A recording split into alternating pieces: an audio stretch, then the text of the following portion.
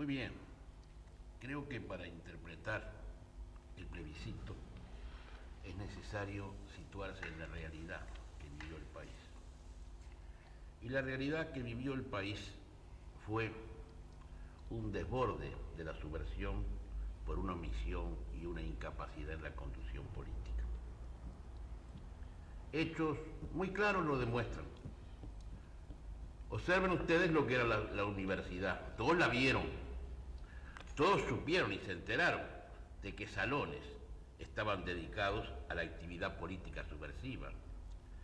Todos saben, y si no lo saben, lean las actas suscritas por los mismos miembros de los consejos directivos de las facultades, con escribano público, delante, donde salones estaban dedicados a salas de primeros auxilios, cosa que en mi tiempo no vi ni se me ocurrió que pudiera pasar.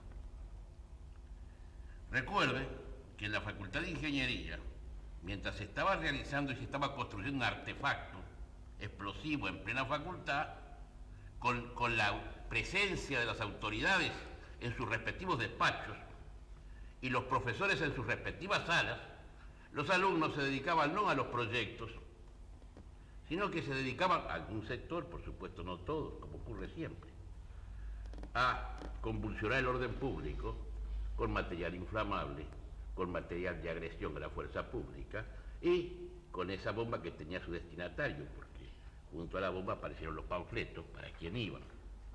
Y desgraciadamente este estudiante encontró allí la muerte.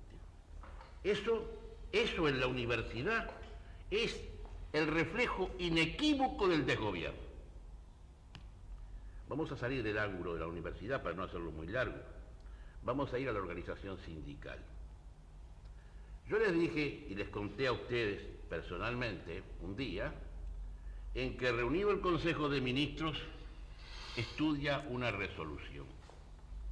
Y cuando está estudiando esa resolución y parece que hay acuerdo en el Consejo de Ministros con el presidente a la cabeza, resulta que el ministro de Trabajo dice: un momentito, antes de aprobar esto voy a consultar con el señor Delía. Y yo, que era nuevo, que no conocía la mecánica de gobierno, pensé que debía existir, sin yo conocerlo, al margen del texto constitucional, alguna autoridad que estaba más allá del Consejo de Ministros y más allá del presidente de la República. Y entonces averigüé quién era el señor Delía. El señor Delía era un integrante de la mesa permanente de la CNT. Quiere decir que habíamos llegado a un desgobierno tal que el Ejecutivo, para tomar una decisión en materia laboral, consultaba primero la CNT. Pero si esto no era de conocimiento del público, sí es de conocimiento del público porque sufrió las consecuencias, el cronograma de huelgas sistematizados. Que esta realidad se vivió en el país y fue tolerada. Y fue tolerada a tal extremo que no se sabía a ciencia cierta lo que iba a pasar un día de la semana. No se sabía si había clases porque los maestros paraban, no se sabía si había asistencia sanitaria porque los hospitales y centros asistenciales paraban, no se sabía si había transporte, el transporte paraba como se le ocurría. Y lo peor del caso es cuando usted salía a la calle y encontraba un trabajador de este gremio en paro y le decía: dígame, señor, ¿por qué paran ustedes? Ah, no sé, dice, vino la orden. Pero eso no es solo eso. La violencia en la calle y la prepotencia en la calle tolerada. ¿O nos hemos olvidado que pandillas recorrían 18 de julio y hacían cerrar los comercios cuando se les daba la gana? Esa realidad la vivió el país. Y al calor de esa realidad de desgobierno fue que creció la subversión hasta los extremos que ustedes conocen. Yo repito, porque a mí me impactó el editorial del doctor Washington Beltrán cuando dijo: este país está paralizado por el miedo. Y estaba paralizado por el miedo. El miedo se sentía, se veía. Había una sensación de inseguridad general. Esa realidad que trajo como consecuencia que el poder político, cuando no pudo más, cuando vio que la situación se desbordaba a extremos que ya eran incalculables en cuanto a sus consecuencias, Entonces se acordó de que existían las Fuerzas Armadas en el país. Observen esto y comparen esto. Dicen los tupamaros, en actas tupamaras, que ellos inician su acción en fuerza, su acción de preparación, su acción para la violencia en el año 1962. Cuenten los años. Desde 1962 a septiembre de 1971, el gobierno no da intervención a las Fuerzas Armadas. Pero no solo no da, ignora todo lo que las Fuerzas Armadas están haciendo. No presta atención a lo que se les dice. ¿Por qué? ¿Por qué esta situación? Porque tiene una explicación histórica, no es porque sí.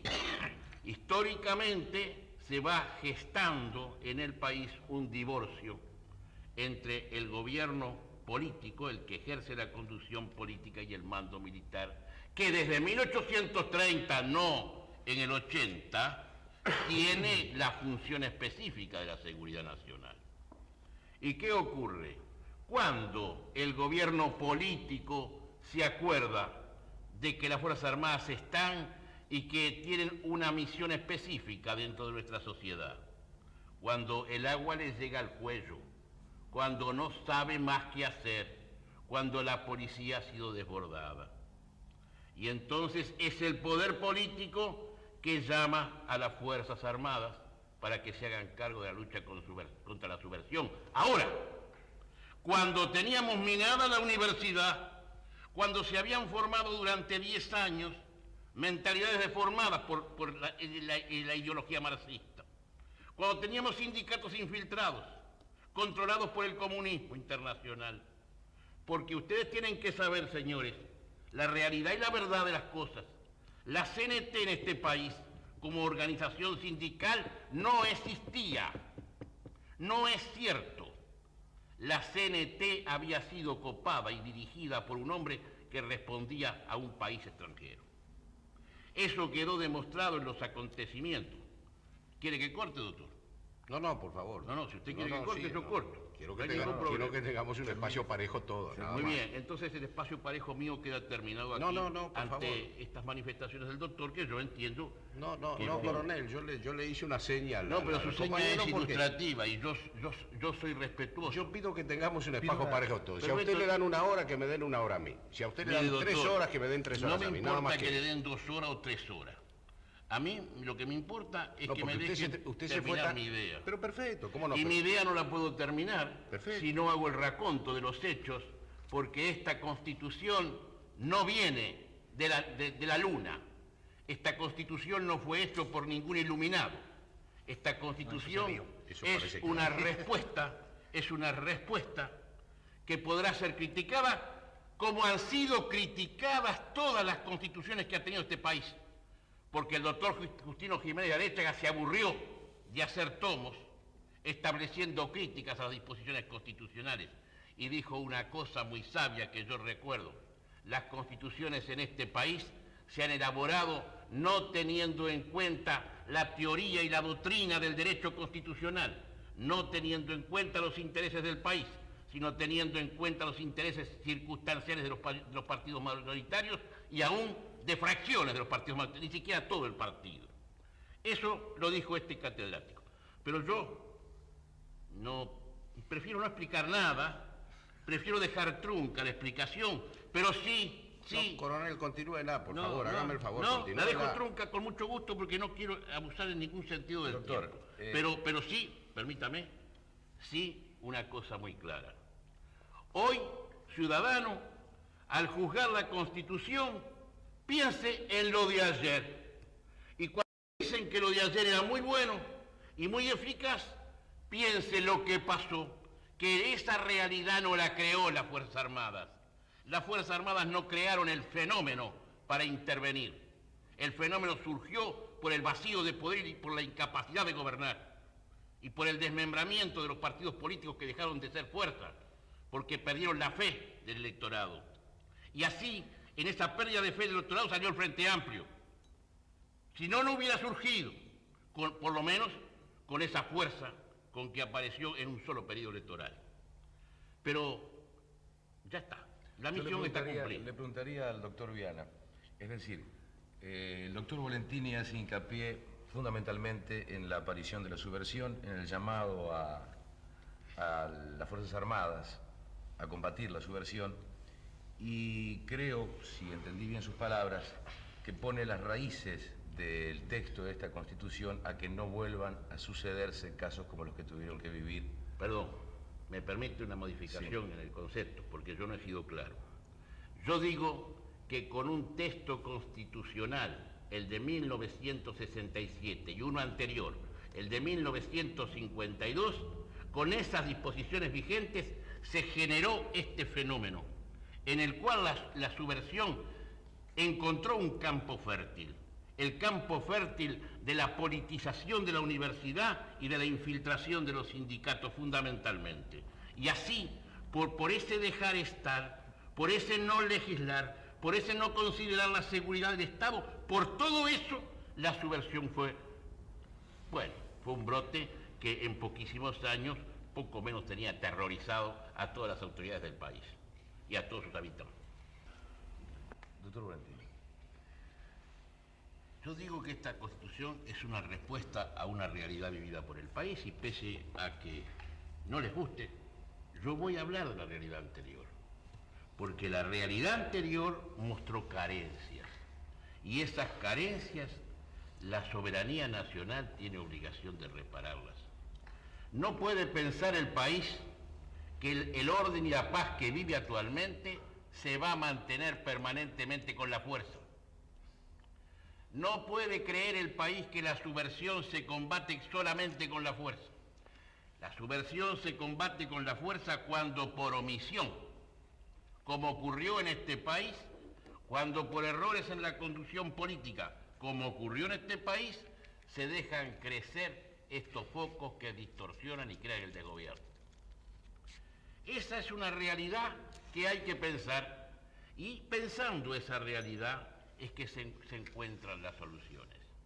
No podemos salir en una nueva Constitución con un divorcio entre poder político y mando militar.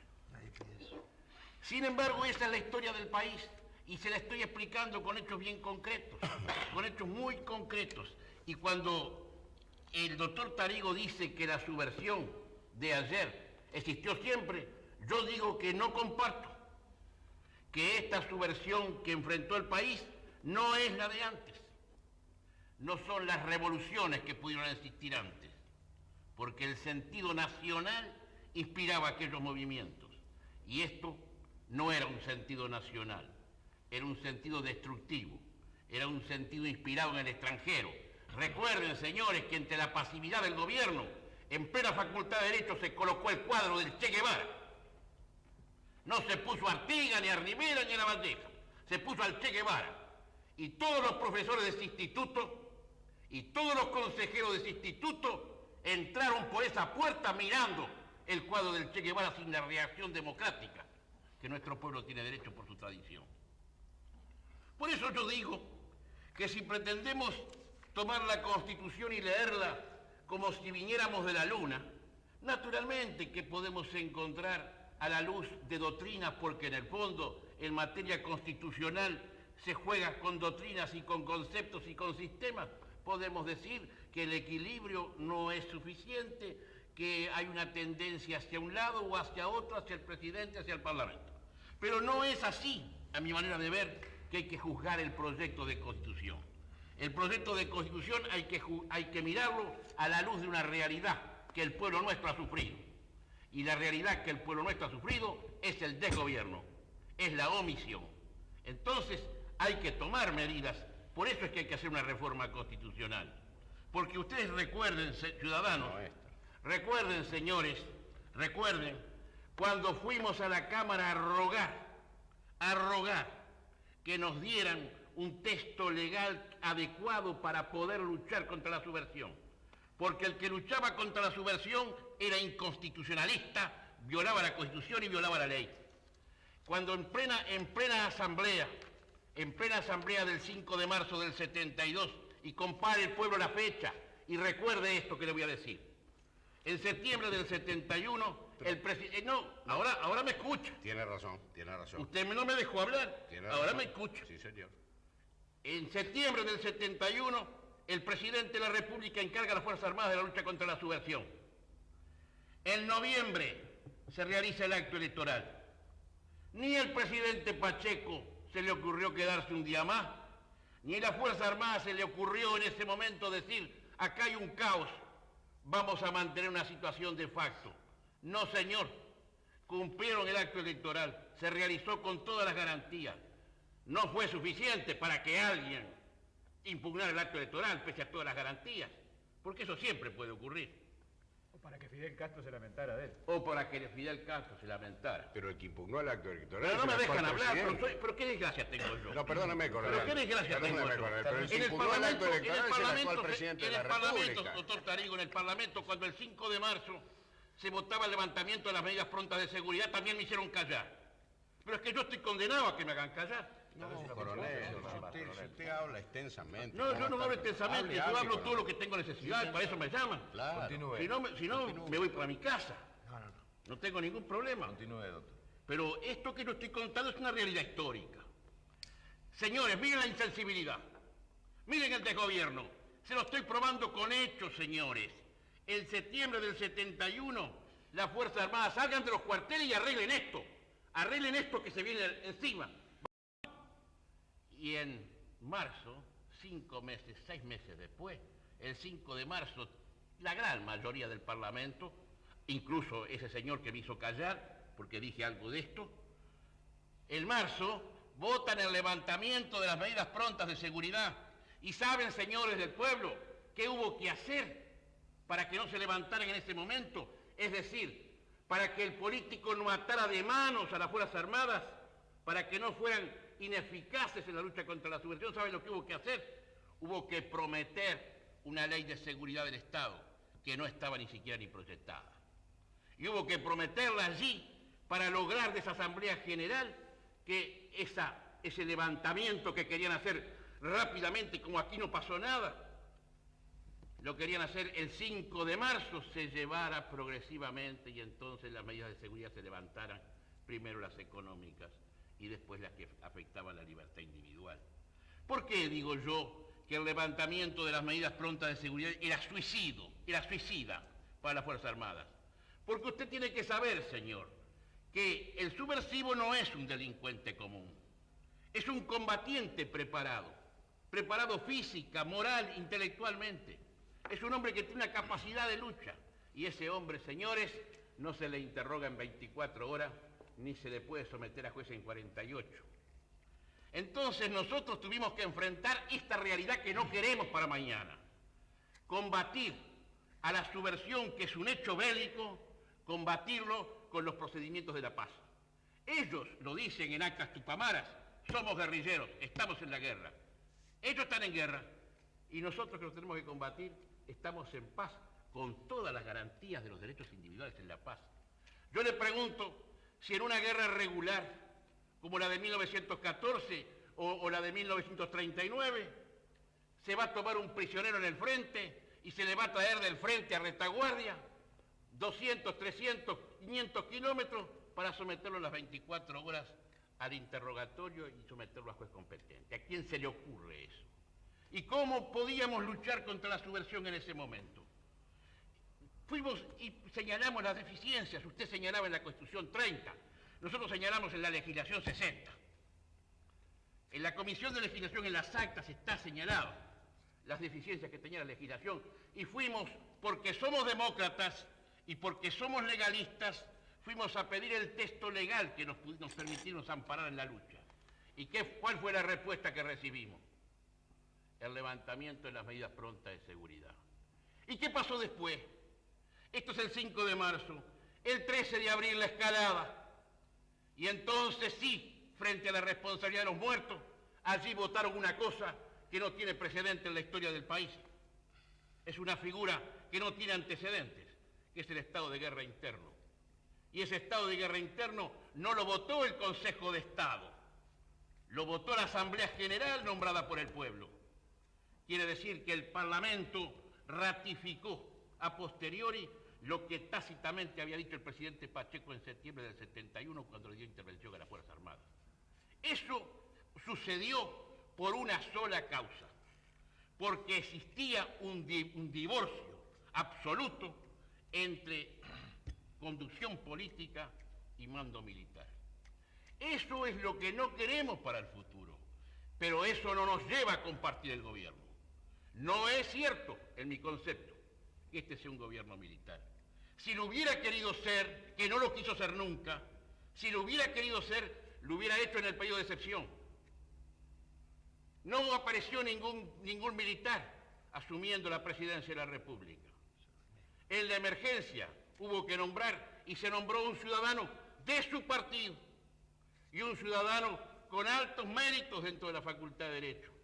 Quiere decir que el militar, para ese cargo tan difícil en un periodo de excepción, buscó lo mejor. Que el juicio crítico pueda ser negativo está en el albur. Siempre que se elige un hombre para algo, para algunos sirve, para otros sirve menos. Eso lo acaba de expresar recién el doctor Tarigo respecto al presidente Bordaberry. Y yo digo que yo colaboré con el señor Bordaberry, pienso muy distinto que él. Pienso que fue un hombre sacrificado. Se podrá haber equivocado en algún aspecto de su gestión, como nos equivocamos todos, pero fue un patriota. Fue un hombre que hizo todo lo posible porque este país volviera lo más pronto posible a la normalidad. En algún aspecto, en algún concepto, en la manera de encarar las cosas, puedo no compartirlo, pero no puedo dejar de decir que fue una persona que puso la mejor intención y que hizo un esfuerzo por llevar el país adelante en un momento que era muy difícil. La tarea de gobierno se ve desde la cátedra y desde la calle de una manera, y desde adentro, cuando se está luchando y teniendo que apuntalar una moral de una Fuerza Armada que decae o de una policía que sufre y que tiene muertos y que tiene sangre y que tiene hambre, entonces la cosa es distinta. Los que vivimos la experiencia de ayer no queremos actuar más en la inconstitucionalidad, no queremos actuar más en la ilegalidad. En plena crisis, cuando nosotros presentamos los proyectos para que se suspendieran las garantías individuales y después el proyecto de ley de seguridad, se consultaron 10 publicistas, 10 juristas notorios en el país, de gran prestigio. No tuvimos la suerte de que ninguno apoyara nuestras soluciones. Quiere decir eso, señor pueblo, que si nosotros hubiéramos respetado íntegramente la Constitución, hubiéramos respetado íntegramente la ley, no hubiéramos cruzado de brazos para no tener responsabilidad de crítica, entonces ustedes hoy no tendrían país, señores. Y queremos que ustedes tengan país. Y porque para que ustedes tengan país y para que estas conquistas que han costado tanto sacrificio no se pierdan, tienen las Fuerzas Armadas que estar cerca del presidente de la República, no sustituyéndolo, pero sí asesorándolo permanentemente para que las medidas que tomen vayan afirmando cada vez más la institucionalidad, el orden y la paz en este país. Y que no se reaccione contra un rebrote de la subversión o contra una situación de violencia en el país tardíamente, para que nuestra universidad no vuelva a ser un reducto del marxismo, como lo fue, y nadie lo puede negar que lo fue. Y eso lo fue con un gobierno constituido y una constitución vigente. Doctor Valentín. Yo creo que la ciudadanía tiene que votar por sí, porque esta constitución no es de ninguna manera contraria al pensamiento artiguista, que es la fuente en la cual se inspiraron quienes redactaron inicialmente las pautas. En segundo lugar, porque es consecuente con nuestra tradición constitucional. Mantiene lo que es permanente en todas las constituciones y saca lo que fue acuerdo de partido transitorio, soluciones de época. Digo que esta constitución está hecha por hombres que pensaron en la patria y no por hombres que pensaron en partido. Y no creo que sea democrático, y ya lo digo adelantándome los acontecimientos, que se reúnan las Fuerzas Armadas a conversar con 4 o 5 personas que se atribuyen una representatividad que no sé si hoy la tienen. Que no sé por qué se les da. Pero no creo que eso es democracia. porque no creo que haya nadie que tenga el derecho de asumirse una representación que en el momento no tiene. Veremos si en el devenir del tiempo, cuando las circunstancias se den, tienen esa representatividad. Porque no hay que olvidar que sobre ellos está pesando la responsabilidad de los hechos pasados. Cuando nosotros hablamos de que hubo omisiones, cuando nosotros hablamos que hubo desgobierno, nos estamos refiriendo justamente a esas personas que tienen en consecuencia una cuota parte de responsabilidad en todo lo que pasó en el país. Entonces, creo que esta Constitución tiene un valor innegable frente a la historia. Es una Constitución que se ha hecho por hombres que no han pensado ni en sí ni en instituciones, han pensado en el país. Pero no han pensado en el país partiendo de cero, han pensado en el país partiendo de lo que es nuestra identidad política, nuestra manera de presentarnos en el mundo, que es el pensamiento artiguista que para suerte de nosotros sigue teniendo total vigencia en el país. Y además ha recogido lo que tiene de principio la evolución institucional del país. Pero sí es necesario también señalar que se han tomado en cuenta las experiencias vividas. Vamos a resumirlas, las experiencias vividas. En el campo político, ¿cuál era la situación política previa a la crisis? Es que los partidos merecían, tenían el apoyo del pueblo, es que los partidos tenían una organización estable, es que los partidos tenían una organización democrática, es que su funcionamiento era democrático, era que la elección de los candidatos era democrática. No, señor, no era democrático.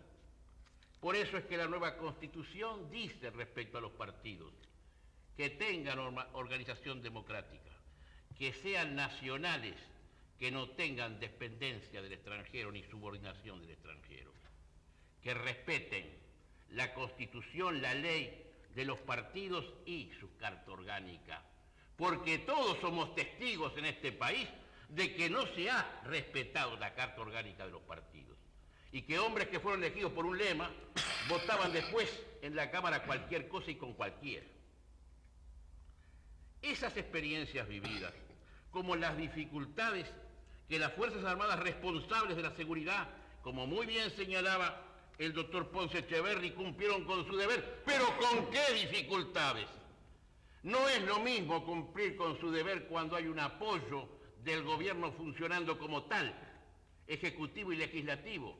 La oposición que el Parlamento le hizo al presidente Pacheco Areco, que hoy es una gran preocupación nacional, porque sean levantadas sus limitaciones políticas. La oposición que el Parlamento le hizo al señor Pacheco Areco tuvo gran preponderancia en el auge de la subversión y en el crecimiento del peligro de la subversión en el país. Y eso no tuvieron nada que ver los militares. Los militares estaban muy quietitos en sus recintos, no estaban interviniendo, y sin embargo el país era un desgobierno. Pregunto yo, ¿se olvidó el pueblo de que el presidente Pacheco Areco tuvo que gobernar por medidas prontas de seguridad? Y yo pregunto, ¿es esa la forma normal de gobernar un país? ¿Aplicando sistemáticamente un instituto de excepción? No. Entonces el desgobierno existía antes que los militares aparecieran en la escena. Y eso no merece una corrección. Esa Constitución del 67 que ahora se reivindica, ¿tenía la solución para esos problemas? ¿Aseguraba esa mayoría parlamentaria necesaria para que un gobierno actúe en el juego armónico de sus poderes? Existía responsabilidad política, se hizo efectiva. No se recuerda la farsa de Erro, nos olvidamos de la farsa de Erro, nos olvidamos que el señor Erro pocos días antes invistió de las inmunidades parlamentarias al profesor Ferrer para que pudiera así por este mecanismo eludir la justicia. Y eso lo podemos permitir en el futuro. Entonces, esta Constitución la voy a votar porque es una respuesta que creo acertada a todos los problemas que se encontraron en el país en el momento de crisis. Y pienso que que esta Constitución conserva los aspectos fundamentales de nuestra institucionalidad.